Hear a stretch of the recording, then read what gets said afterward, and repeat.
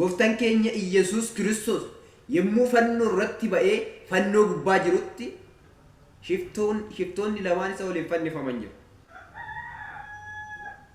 Shiftoota lamaan kana keessaa tokko inni gara mirgaatiin fannifame mootummaa keetiin yemmuu dhuftetti na yaadadhu በመንግስት በመጣ ጊዜ አስበኛል። ከክርስቶስ ጋር አብሮ የተሰቀሉ ወንበዴዎች ነበሩ። አንዱ በቀኝ የተሰቀለው በመንግስት በመጣ ጊዜ አስምረኛል አለ። አስበኛል።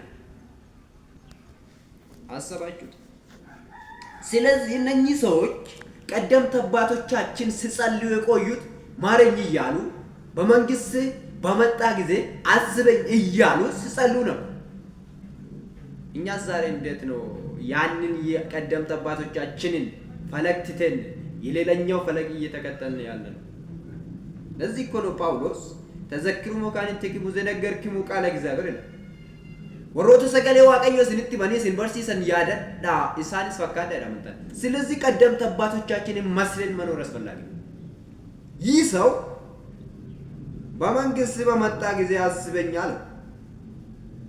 የሉቃስ ወንጌል ምዕራፍ 23 ቁጥር 42 ከዛ በኋላ ክርስቶስን ቁጥር 43 ላይ ከኔ ጋር በገነት ትሆናለህ በገነት ትሆናለህ አማልዶ አይደለም አስቡ።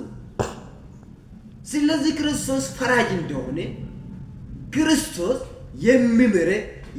የሚያስምረን ሳይሆን የሚምረን አምላክ ማርያም አምላክ ስለሆነ ማረኝ እያልን እንጸልያለን ወደ ክርስቶስ ፈይዱ ፈይስ ጀነን ከገና ሰበብ ንሳስ ክርስቶስ ፈይስ አለ ማለት ክርስቶስ አራርሳም። ምክንያቱም ክርስቶስ ፈራጅ ነው እንጂ አማላጅ አይደለም። አልተጻፈም፣ መጽሐፍ ቅዱሳዊ አይደለም።